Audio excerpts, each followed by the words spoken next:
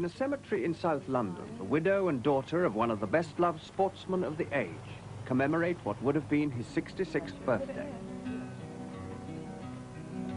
I am just a poor boy, though my story is seldom told. I have squandered my resistance for a pocket full of mumbles, such are promises.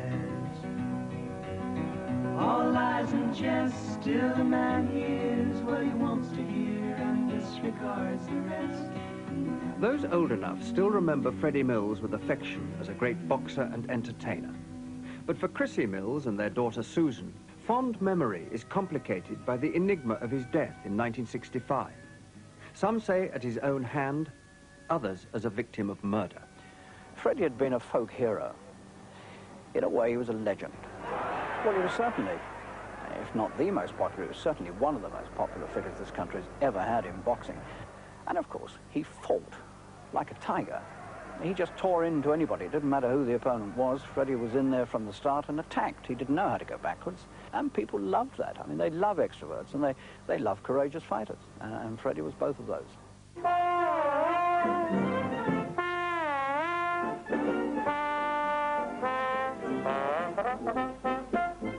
Though he lived for much of his life in South London, Freddie Mills was born and brought up in Bournemouth, a place seen far more as an embodiment of suburbia by the sea than a breeding ground for world champion boxers.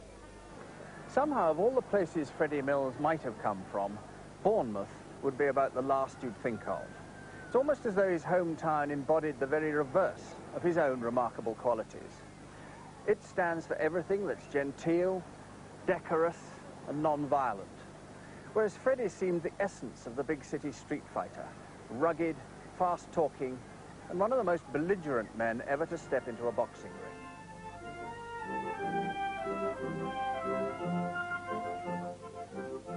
Bournemouth today seems positively racy compared to the suffocating respectability that was its hallmark in Freddie Mills's youth.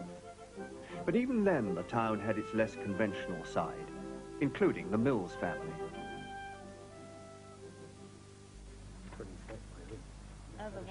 Freddie and his sister Sissy, who still lives in Bournemouth, grew up as the children of a scrap metal dealer. But it was their older brother Charlie, not their father, who introduced Freddie to boxing. By the time Freddie was 8, Charlie was a semi-professional. At home in Terrace Road, Sissy found that her influence was waning. Him and I were very, very close until he was about 8. All of a sudden he had this boxing craze, didn't he? And then Charlie encouraged him to go boxing. And then in the end, my father had a huge shed at the back of the house, and they made it into a gym, didn't they?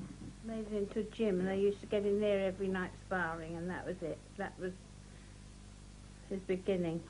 I worked for the dairy, and he used to come along on Saturdays and sort of help me. He used to enjoy that because we used to have to push the milk, you know, push the cart round, and he used to do that, go in and out of the houses for me. And he thought this was great. Well, I'd probably give him a copper or two. He came home one day and my mother said to him, "I don't think you're very happy."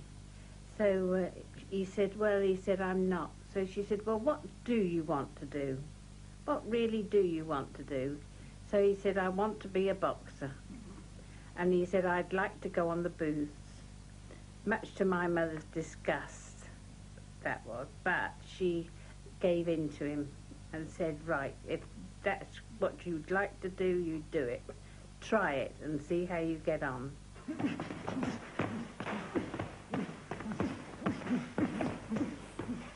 In the Golden Gloves Club in Bournemouth, boys get stars in their eyes, not just from the odd punch on the nose, but from the thought of becoming a world champion like Freddie Mills.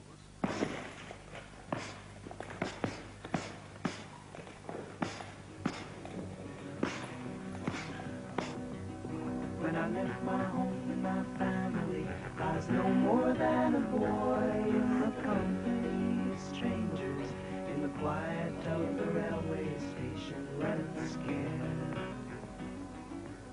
Ma McEwen was probably the only woman ever to give Freddie Mills a hiding.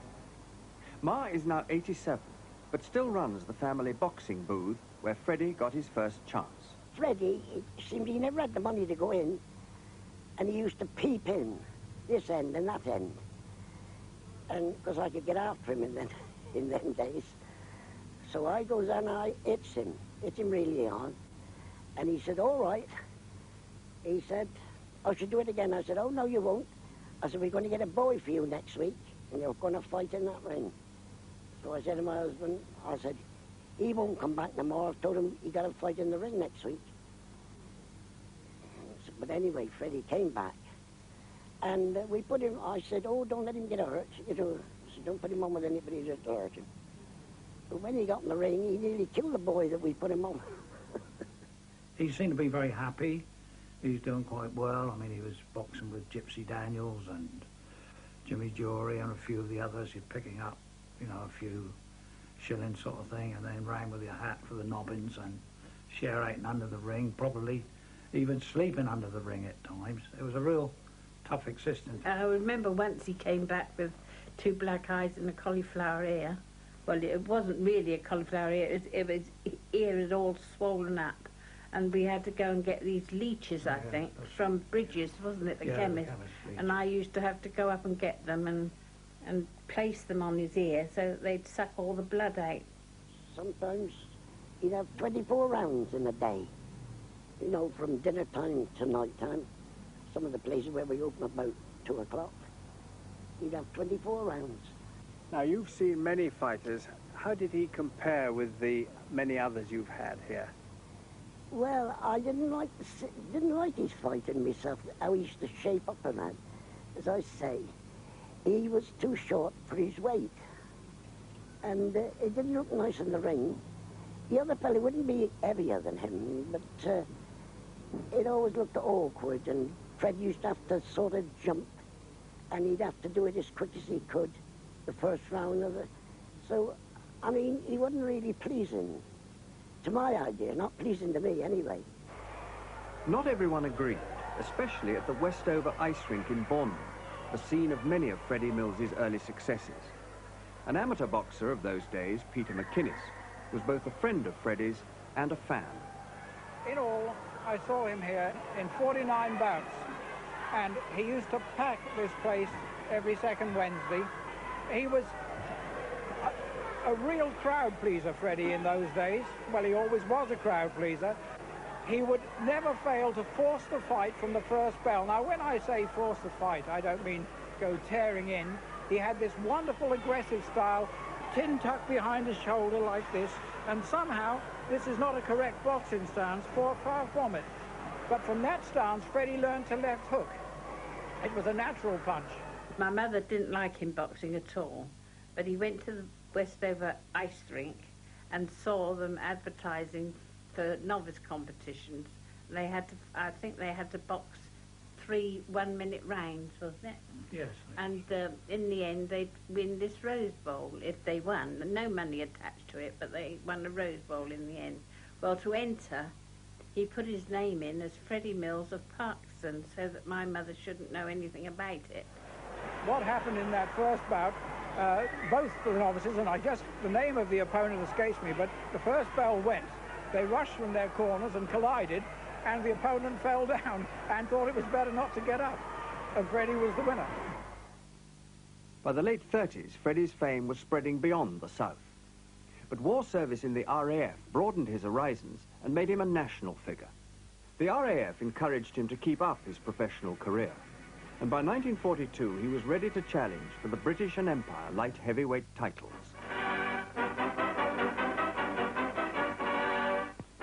The championship fight at the Spurs football ground resulted in a sensational win for Sergeant Freddie Mills of the RAF over Pilot Officer Len Harvey. That veteran, who was having his first fight for 3 years, had put his World, British and Empire light heavy or cruiserweight titles at stake. 22-year-old Freddie Mills of Bournemouth meant to have them. And he did, in spite of all the great experience and ringcraft of the smiling Harvey. Movie-Times film shows you how it was done as clearly as if you'd been one of the 25,000 spectators. Nice punches, even if they weren't very damaging.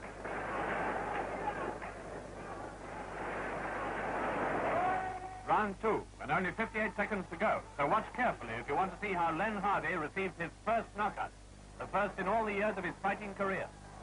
You may not be able to see the short left that connected with Harvey's jaw. Harvey didn't, but he put the Cornishman down for a count of 9.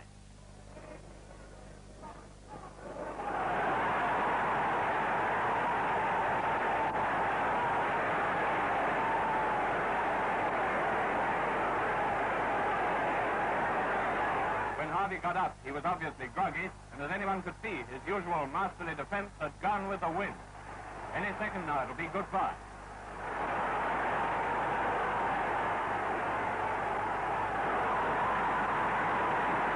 Out of the ring, off the press table, onto the grass, and pandemonium.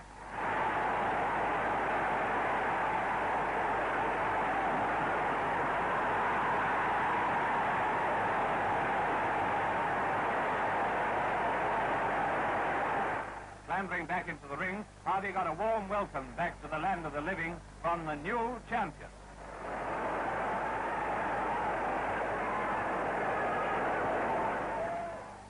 By now, Freddie had joined one of the best-known managers in the country, Ted Broadrib. Broadrib's daughter, Chrissy, later to become Mrs. Freddie Mills, was then married to another fighter, Don McCorkingdale. Chrissy even appeared in a boxing newsreel. Chrissy already had a young son, Donnie, long before she even knew the man who was to become her second husband. Well, I went to Leicester with my parents for an August bank holiday weekend. That was during the war, 1941, I think. Yes, it was 1941. And Donnie was a little boy, and he fought Tommy Reddington. And I was introduced to him after the fight because my father was there with the intention of managing him. You know, sort of talk, negotiation was going on. That was the first time. And what did you think of him then? I thought he was rather nice. He was quite a comedian. Was he? And had my little son, who was then 2, in hysterics with his antics. And that was his character, of course, wasn't it? Yes. Yes, he was a fun man all the time. He was lovable, a very affectionate person himself. What can I say? He was a very, very vivacious person. He didn't walk anywhere. He flew. Freddie's courage and all-out aggression in the ring soon began to earn him an international reputation. Freddie Mills wasted no time in going for Al Delaney in their 10-round heavyweight contest at the Albert Hall. Sergeant Freddie Mills of the RAF is the shorter of the two and wears a stripe on his pants. He's British cruiserweight champion. Al Delaney is the Canadian heavyweight champion. He had over a stone advantage in weight. That didn't seem to have any effect on Mills, who kept up a non-stop barrage throughout the battle. Uppercuts, jabs, swings, haymakers. He even tried a little overarm bowling. The result was a knockdown followed by a knockout.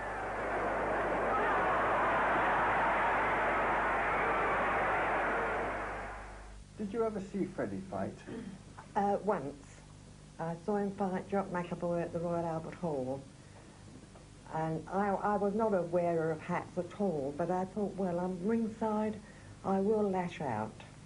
And I went and I bought myself a stunning hat, which at the time, 4.5 guineas was a lot of money.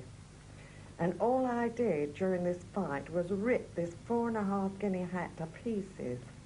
And a friend of my father's who I'd sat next to, Jimmy Murphy, bless him, from Birmingham, he's dead now, he said to my father, Ted, he said, for Christ's sake, don't sit me next to her again.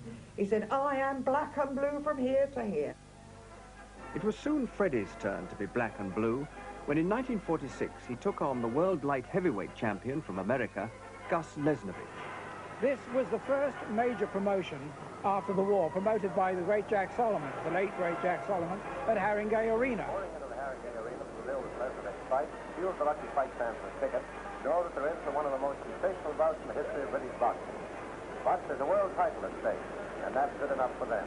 Freddie had just been demobbed from the Air Force, and furthermore, he had just very recently come home from the East, from India actually, and there was no question that his blood had been affected by the tropics.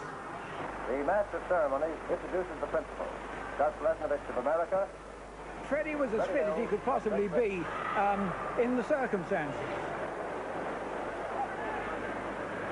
Instructions over, and the big fight is on. Round one. Now, the story of the fight is both a wonderful one and a tragic one, because in the first round, things were fairly quiet, but in the second round, Freddie got into serious trouble. Freddie Mills is down. The first of many kills yet to come in this round. Just after the war, people were hungry for entertainment. Freddie Mills never failed to provide it, as long as you could stomach the degree of punishment which was then thought acceptable. And down he goes again, this time to a right cross to the jaw.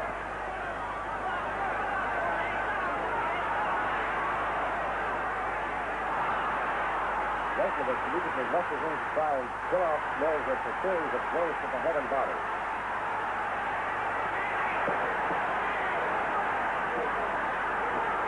Almost out on his feet, Freddie Mills goes down again.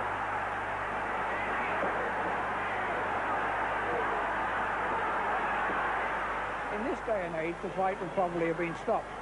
However, in his concussed state from the third round onwards, he reverted to a boxing style that was completely foreign to him. He used a wonderful left hand.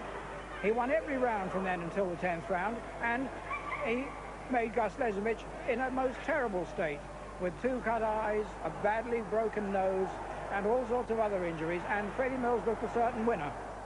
Some argue that the beating Freddie took in this fight was to have fatal consequences later, but he built an after-dinner speech round it. Well, I can't ever remember laughing my head off at anything that ever happened in the ring. Well, there I was, up and down like a yo-yo in the second round. And then I don't remember what happened, what it was all about, until Ted Broadrick was pulling my head, shaking my head. And he said, Freddie, he said, this is the 10th round coming up. The 10th round, I thought. What's this all about? And he said, yes, he said, I think you're winning on points. So I thought, well, who am I? What am I doing here? You know, sort of thing. Well, the 10th round coming up, I now go out, fully conscious of what's going on, to murder the guy, when bop, bop, bop. Fred's down on the floor again.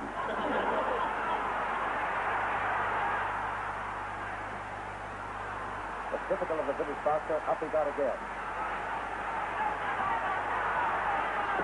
Strange and sad to relate, in the interval between the 9th and 10th round, the concussion seemed to clear. And in the 10th round, Freddie reverted to his old style. Right crosses and left hooks, and finally Mills goes down for the second time. Of course, I used to fight better in the semi-conscious state.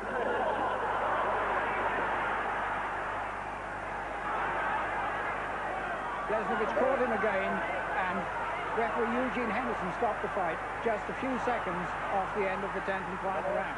Gus Lesnovich, the new cruiserweight champion of the world. Now, it's my opinion that Freddie Mills never fully recovered from the injuries sustained in that fight. Certainly, for a spell, he had terribly bad headaches, and he had some trouble with his vision. Now, the truth of the matter is that 3 weeks to the day after that terrific fight with Lesnovich, one of the most punishing ever seen in this country, he was in the ring in the same arena, Haringey, in a 12-round fight against Bruce Woodcock, the heavyweight champion. Despite their recent defeats at the hands of American boxers, a capacity house at the Haringey Arena fully justifies promoter Jack Solomon's judgment in staging a match between Britain's leading heavyweights Bruce Woodcock and Freddie Mills. Tonight, both men are in the pink of condition. And Mills, although giving away nearly a stone, proved in his fight against Lesnovich that he could take a lot of punishment and hand it out. There goes the bell for round one. There's plenty of excitement in the first minute. Mills gets right to work with his famous swinging left, but see for yourself.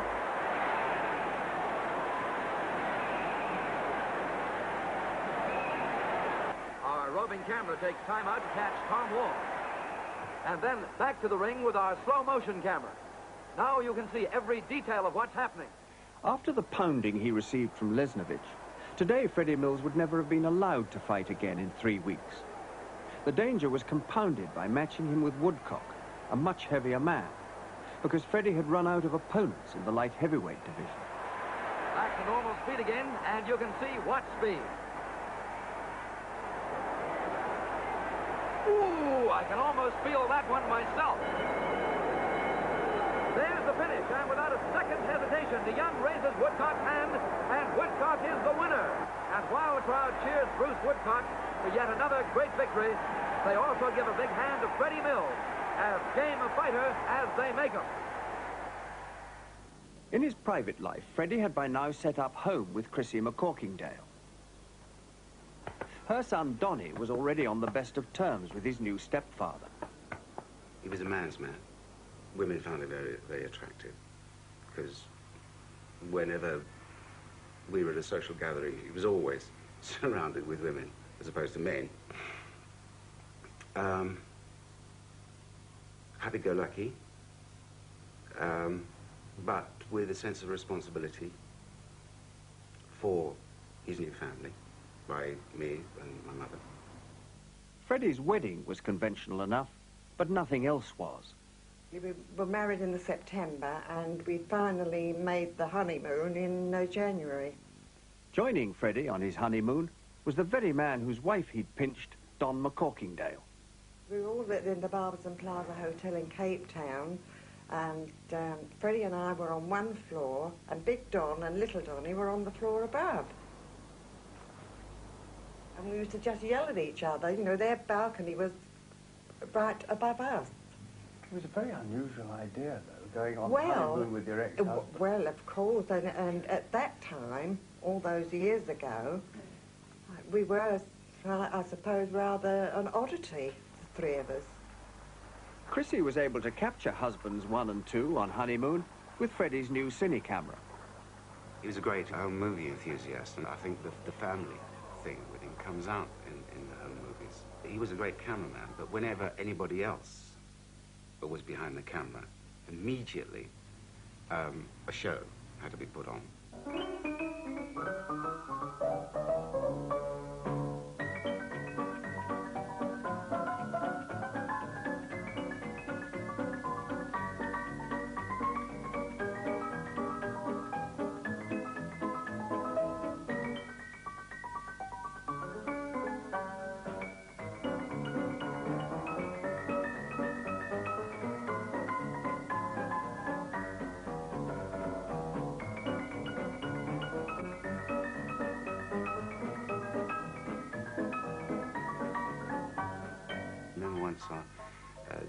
On the beach in Broadstairs, and we were all down there with family and friends, and I can't remember where he got it from, but all of a sudden there were sheets appearing, sandals and umbrellas and galoshes, and everybody was dressed up, and they did a send-up of the Sheikh of Araby.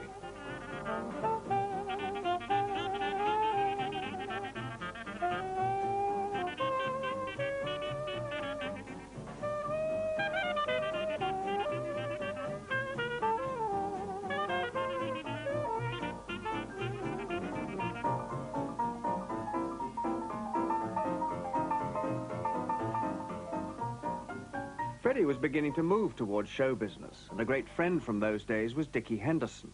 Well, he was just a nice guy. He was a total nice guy. He was a gentle giant. Well, giant's the wrong word, because he was never more than a light heavyweight. He fought heavyweights. He fought giants. One was Joe Baxi, another mismatch against a much bigger man.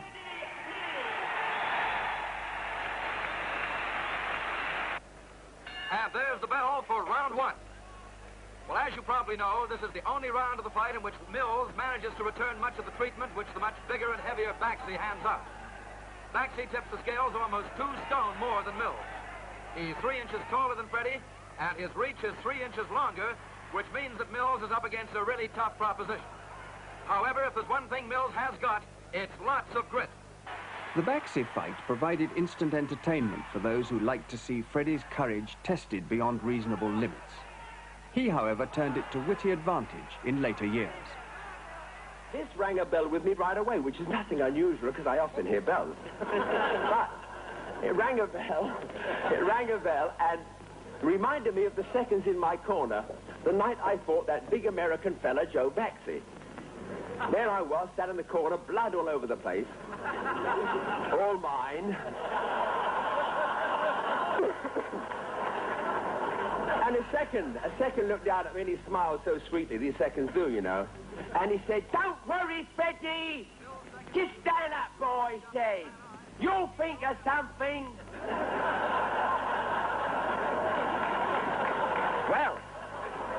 Well, of course I didn't.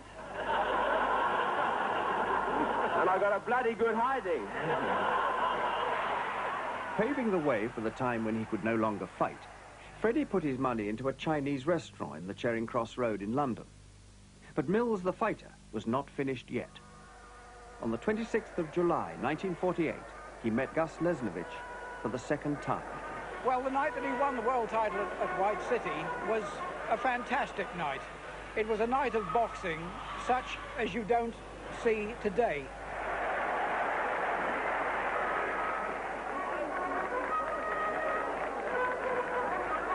And he was so popular, he always used to say, by the time I get in the ring, he said, I've gone 3 rounds, everybody's patting me on the back and saying, good old Freddie. He said, I'm bruised.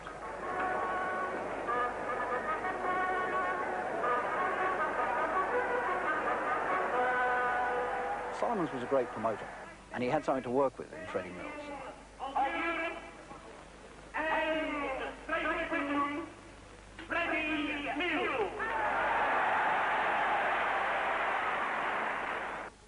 We'd come out of the blackness of the war. People were depressed with the rationing, and they needed a hero.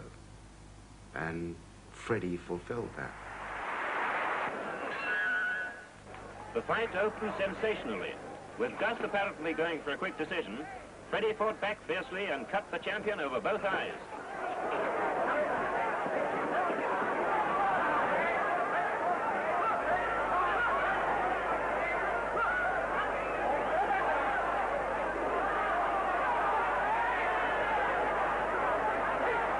The fight itself was unspectacular as compared with the first meeting with Lesnovich. But the thing which made it what it was the bated breath of the thousands and thousands of people that were there, willing Freddie to win.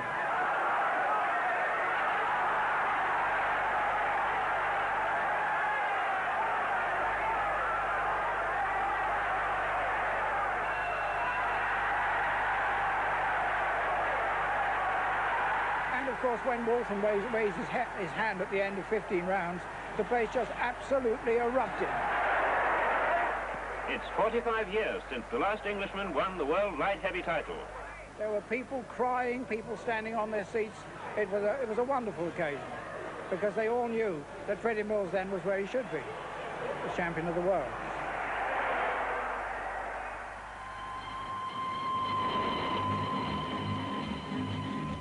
Over the points, over the points, over the points, over the points, over the 6-5 special streaming down the line. 6-5 special right on time. Coal in the boiler, burning up bright. Rolling and a rocking through the night. And my heart just... It's time to jive on the old 6-5.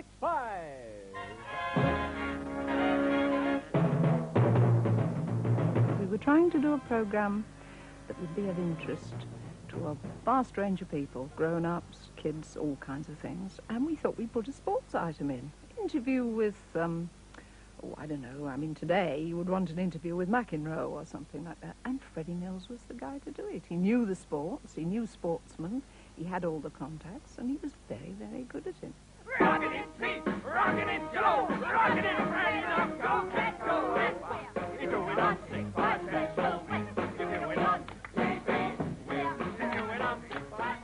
Both as a boxer and as a song and dance man, Freddie Mills made up for lack of finesse by sheer dynamism.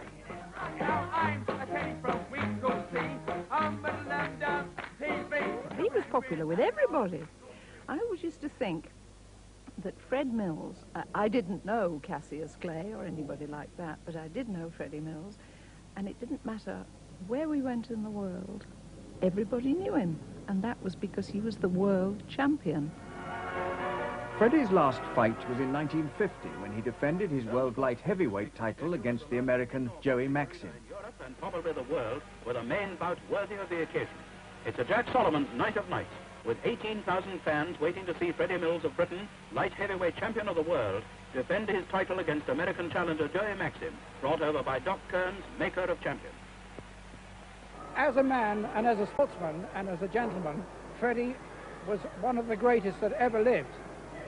As a fighter, it is my firm belief that had it not been for the war, Freddie Mills would have always been a middleweight and would have been one of the great middleweights of all time.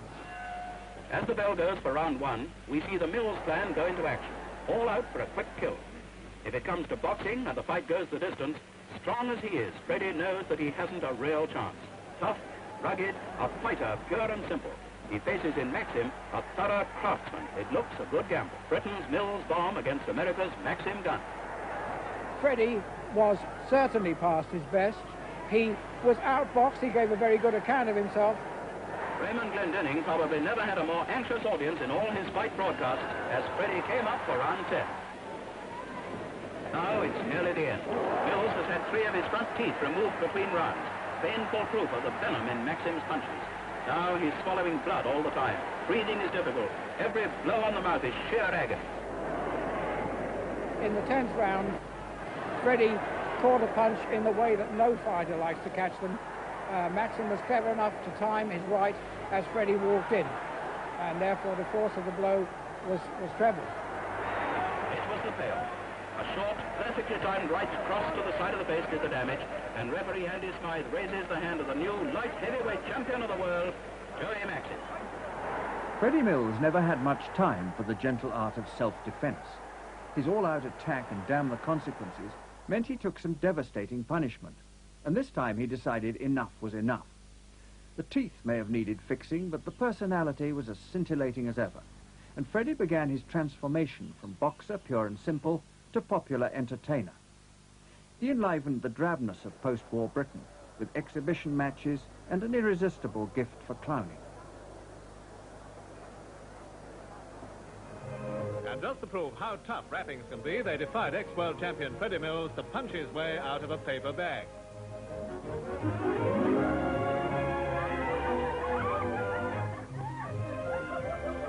But Freddie seemed quite cheerful about the apparent loss of his renowned punching power. Yeah, it was a tough fight, Mum. But don't worry, it was in the bag. Wherever he went, it was just comedy and fun all the time. He always used to take us to the zoo nearly every week, Battersea Park, to the fun fair. He always used to take us to lots of shows, and we'd always go backstage afterwards, which was a great thrill for me and friends he would take along. And whenever we were in the park, he was always the one that would get all the other kids involved, and he was, well, lots of the neighbours used to call him the Pied Piper. Where other people felt like dancing in the streets, Freddie went one better. He lent his name to a boys' club, which is still thriving. His hometown of Bournemouth honoured him with the freedom of the borough. An attempt to give him television's ultimate accolade almost collapsed when he found out and vetoed it. He flew into the kitchen. He said, "This is your life. For me, I don't want any part of it." I said, "But why not?" He said, "No."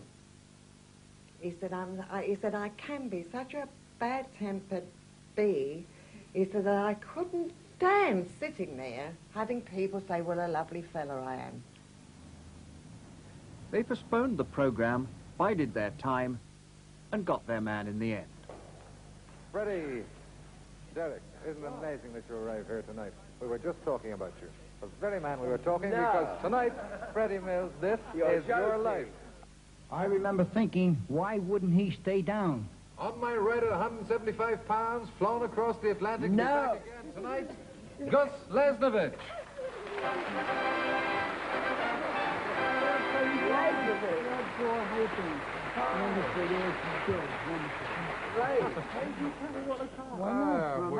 Of course he did. Former light heavyweight champion. Now, he of the was world. really a great fighter, this fella. Him too. He had to be. He beat me. And you know, Freddie, I'm still waiting for a return match. Boxing's not everybody's cup of tea, but any man who fights with honor to the top of his profession is worthy of respect. Now, many of us can say, in our own spheres, I was the best in the world. Freddie Mills, this is your letter. Thank you very much, Amy.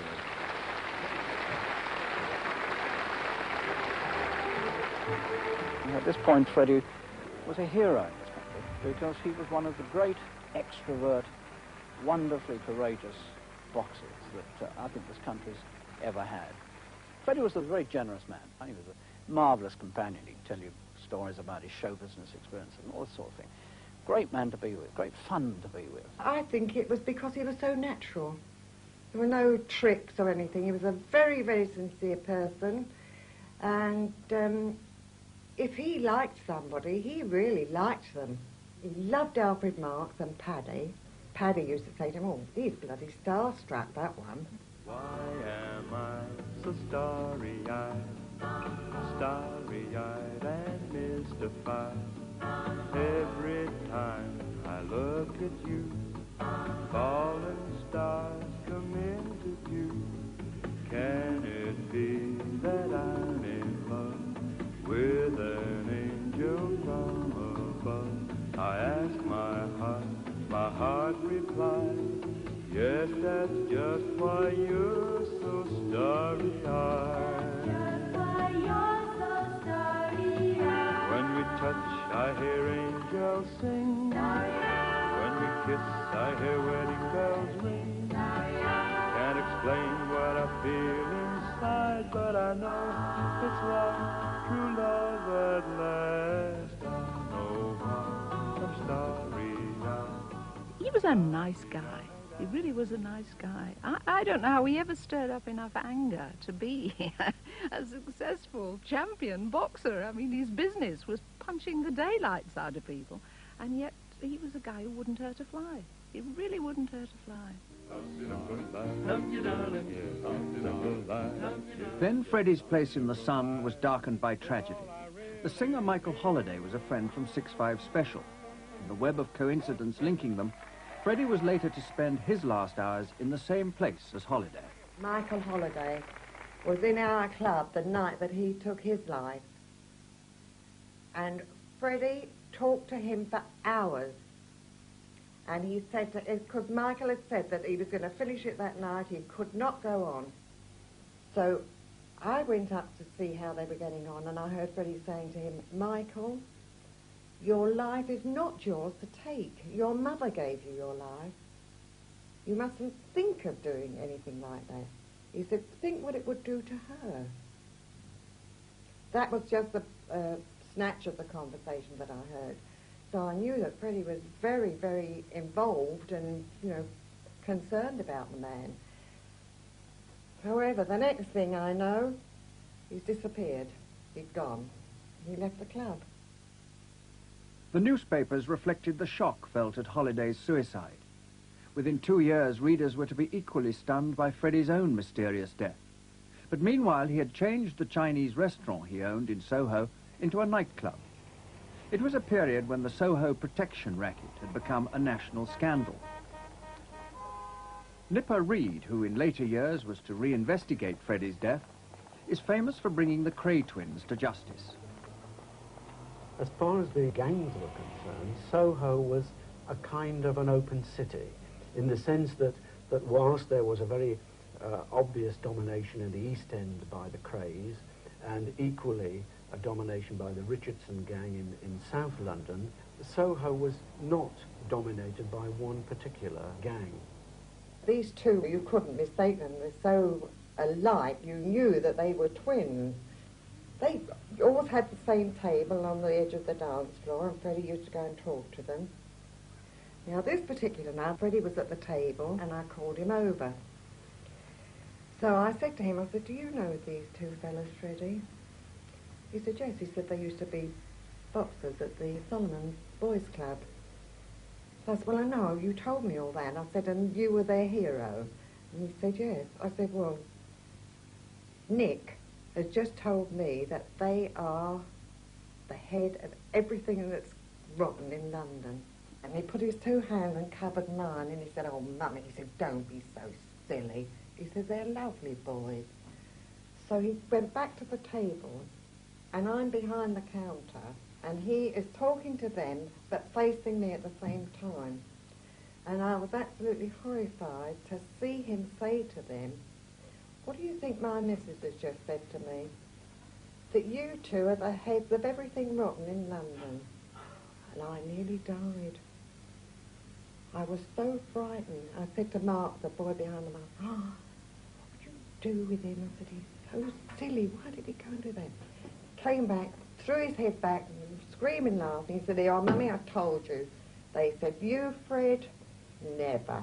Wouldn't hurt you." But the club was in financial trouble, and there was a scandal over hostesses doubling as call girls. For Freddie and his partner Andy Ho, they were anxious times. What went wrong with the club? Well, in club business, it has its spasms, you see. It's not, you at one period, you'll be very busy, and then sometimes you get a terribly slack. And with heavy overheads, you've got to be, really have financial reserves. But the overheads is so heavy, you have no financial reserves. Whatever crisis point Freddie Mills had reached, he kept it to himself. To the family, even on their last day together, he seemed his old self.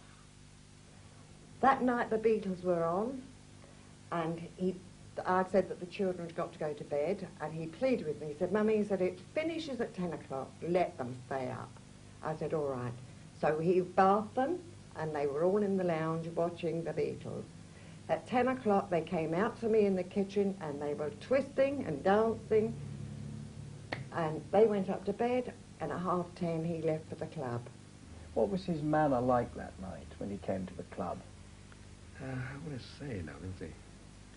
He was slightly, you know, sad and unhappy, like, you know. Was he? What, was he morose and didn't speak? Rather, yes, yes. Not like any other time. Usually he comes in, slaps me on the back and laugh and cheerful, but that night was slightly thinking hard and brooding all the time, you see. Did you speak to him? I did ask him once or twice. I said, "What's wrong, Freddie?" He just goes like this, winces his face and didn't say anything, you know. So he's just pacing up and down the passage, you see. This is Goslet Yard. It's a small and rather squalid cul-de-sac just off the Charing Cross Road. And in those days, in 1965, not many people would have come round here or even known about it. But one who did was Freddie Mills. And what he used to do was park his car here, and when business was slack in the club was just on the other side of this building on the main Charing Cross Road, he'd come out here and have a sleep in the car. And on the night of the 24th of July, 1965, he apparently came out here to do just that. But on that occasion, it ended in tragedy. Told only that Freddie was ill, Chrissy hurried to the West End. She had no idea that Freddie was lying in his car with a bullet through the right eye. Well, when I arrived at the club, Andy was waiting out. Andy was the partner, Freddie's partner. He was waiting outside the club for me, and I wasn't on very good terms with Andy. I hadn't been speaking to him.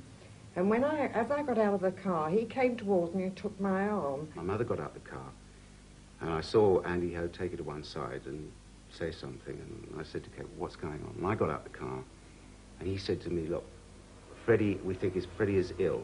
He said, "Chris," he said, "I want you to come to Freddie's car." And then I said, What's that? What's the matter?" He said, "Well, if we can't waken him." So I allow him to lead me down the side up into Goslet Yard to where Freddie was in the car. It was very dark at the back there. I think it was one street lamp. And the car was away from the street lamp. And I looked in the rear window and I saw him sitting in his usual position that he took when he was asleep, which was totally relaxed, with his hands on his knees and his head on his chest, like that. And I said, Freddie, you all right?" And there was no response. And it was then, I think you know if the spark of life has gone from somebody. It was that immediate. I knew that the man was dead. I'd been there about 4 or 5, 10 minutes. and an ambulance arrived. And I said, but where's the police? And they said, well, we've been called and we better take him. I said, no, don't take him because, you know, he's got to be... Before I knew what was happening, they bundled him out of the car onto a stretcher into the ambulance and away. I woke up in the morning, looked under the bed where I had a little transistor radio that had gone.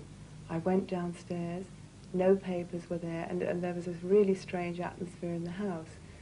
And then Don, my brother, took us into the front room with my sister and my mother, and he said, Daddy isn't going to be coming home anymore. This is what I remember, and I remember saying, why, where's he gone? And I can't remember much after that. It was just a bit of a daze that day. But that night, I remember thinking about everything that had happened and thinking, oh, on his very last day, I didn't let him know how much I loved him. Millions who had loved him as the embodiment of courage and good humour joined in national mourning. As the sense of shock faded, the attempt began, and it continues to this day, to make sense of the riddle of his death. Jack Solomon had warned me of this, even the day after Freddie, you know, this all happened. He came to see me and he said, Chrissy, he said, if Freddie Mills stood here in front of me and said, Jack, I shot myself, he said, I still wouldn't believe it. He said, but be prepared, girl. He said, because I think they may try and bring this in as suicide. I wanted, like so many other people, to find an alternative. I wanted to believe that a man like Freddie Mills wouldn't commit suicide. But at the end of the investigation, I was forced to the inescapable conclusion that the only possibility was that he did in fact commit suicide. Police suspicions were confirmed when the coroner brought in a verdict of suicide. But the family dispute it still, and cast doubt in particular on the way Freddie is supposed to have come by the instrument of his death, a fairground rifle. A woman who ran a shooting gallery at Battersea Fun Fair told the coroner that Freddie had borrowed it to take to a fete. She's no longer alive, so her evidence can't be checked. The family think it was rubbish. It's like a bad detective story. We need, at this point, somebody to supply a gun. On the first occasion, you'll remember that he borrowed a rifle from a friend of his who had a fairground shooting gallery, and then took it back some 4 days later, and then borrowed it again. I think the reason that he took it back in the first place was that he didn't have any cartridges. But on the second occasion, I'm satisfied that he stole some cartridges from the mantelpiece of the flat of the woman that lent him the rifle, and there he was then equipped with the weapon and the means to kill himself. If one is going to kill oneself, I think you're far more circumspect than this, because apparently he went to the lady who owned a shooting gallery at Battersea Fun Fair. He went to this lady whom he knew. I didn't know her. And I worked at Battersea Park on the rides, on the fun fairs. I didn't know. I'd never seen him before. I've no doubt that that happened. I've no doubt that he borrowed the rifle. And I'm then convinced that he made the decision that he wanted to kill himself and did what eventually we found happened. What did happen in Freddie's Citroën that night is still the subject of interpretations that can't be reconciled. This is a 2.2 repeater fairground rifle identical to the kind that killed Freddie Mills. Now, according to the family, they found him in the back seat with the rifle propped against his leg, his hands on his knees like this and his head slumped forward. And they say that if he'd killed himself like this, the rifle pointing across the back of the front seat, the rifle would have fallen from his grasp and slithered down the front seat. But it must be said that there is another possible explanation. He could have decided to shoot himself from this position, with the butt of the rifle resting on the back of the driver's seat. If that had happened, it's possible that the rifle could have just fallen to his side in that way, and his hands ended up on his knees like that in the position in which he was found. However, Donnie McCorkingdale, Freddie Mills's stepson, has another theory. I think he was inside the car, sitting in the back seat, in his usual position where he went to sleep. And I think the assailant was outside the car with the rear driver's window rolled down, and I think he was shot through the window. And then the scene stage managed from there, because he was known to spend a lot of his time, well, not a lot of his time, but he had a regular routine when it wasn't busy in the club. He would go and catch a cat nap. But it was stated at the inquest by his partner Andy Ho that that didn't take place, wasn't it? Yes. For what reason, I don't know, because Andy Ho also, I worked for the club for a year, and I knew Freddie, both Freddie and Andy Ho, to take cat naps in their cars in Goslet Yard. Some people have said that it was a normal thing for him to sleep in the car around in Goslet Yard, but I believe you said different. You said different at the inquest. When did I say? What did I say? Didn't you say that it wasn't his habit to sleep in the car? That I cannot remember. That I cannot remember. And I cannot remember whether it is his habit to sleep in the car, either. The main thing that makes me believe that he was murdered was that 2 weeks prior to his death, an ex-wrestler who'd opened a Keep Fit club not too far from Freddie's night spot was approached by a minion. Now, which gang he represented, I don't know, for protection money.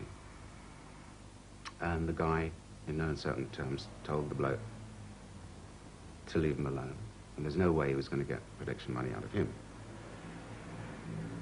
And the criminal's party shot to the ex-wrestler was, well, if you're not paying now, you certainly will pay, because something's going to happen to make you think twice. And 2 weeks later, Freddie was dead. If he were set up, as it were, as an example to others, then again, because of his background and personality, because he was a nationally known figure, then somebody would have been aware of that. There would have been some kind of rumour in the underworld that Freddie Mills was set up for the example.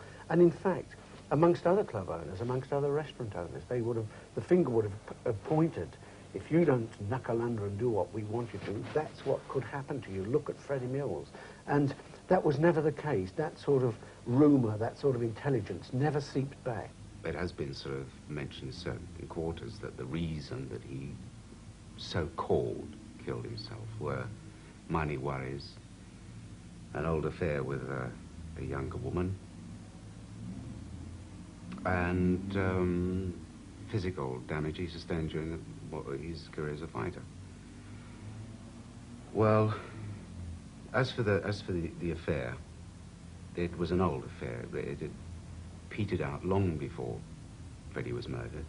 There was one time when I said that he should go to her, and you know, I'd give him 6 months because I couldn't see it lasting anyway because she was so much younger. I said, if at the end of 6 months it's no go, you know I'm here. I shall be here. And when I gave him that ultimatum, that was when it started to fizzle out with the other person. Freddie's last ride to the club left the family not only grief-stricken, but nearly bankrupt. Where all the money had gone is as mystifying as the way Freddie behaved when he's supposed to have been contemplating suicide. In the morning, he had started to empty the pool. Also, he had bought the week's supply of cigarettes for both of us. Now, that's hardly conducive to a man who's going to take his life, is it? And I think that if he had taken his life, he would have left a note of some kind of explanation. If not to me, he would have pursued, and I'm sure of it. My view is that when people do something like this, there's always, right up to the last minute, the feeling that they don't have to do it, that they may not need to do it, and suddenly they do it, and there's no note, and there's this then added mysterious factor that can be associated with the death. The terrible thing about it is that you can't believe that he would do that. I mean, how can you have a fighter like Mills, who would go into the ring And under no circumstances would he ever give up. He would not give up, no matter how tough the going was. Now, how can a man like that give up in life? That nobody can understand. I don't know what the explanation was. I wouldn't like to say, but I'm quite sure he didn't kill himself. Quite sure. Because there have been all sorts of things that he could have been a bit depressed about, business worries, or he had a girlfriend and all these kind of things. Do you think they add up to a possible suicide cause? I think even if all those things were true, it didn't add up to killing himself. Never. He had too much resilience. He wasn't a man who was always up. I mean, he'd won fights, he'd lost fights. He'd had a lot of money, he'd had a little bit of money. And that wasn't the sort of action he would take as a solution to a problem. He wasn't a quitter. He was not a quitter. Was he a quitter? You don't get to be world champion if you're a quitter, do you? And he was a world champion, oh boy. It really is irrelevant now whether it was suicide or whether he was killed, as some people think that is the case. Because whatever happened, it will never bring him back. So I'm just grateful for the time that I was able to spend with him. And I'm so happy that I was able to have that, that sort of person as my father. In the clearing stands a boxer and a fighter by his trade, and he carries the reminders of every glove that laid him down or cut him till he cried out in his anger and his shame, I am leaving, but the fighter still remains. For as much as I miss him, I'll never get over the loss of him. I had a marvellous life with him. La la la, la la la la la la la la la.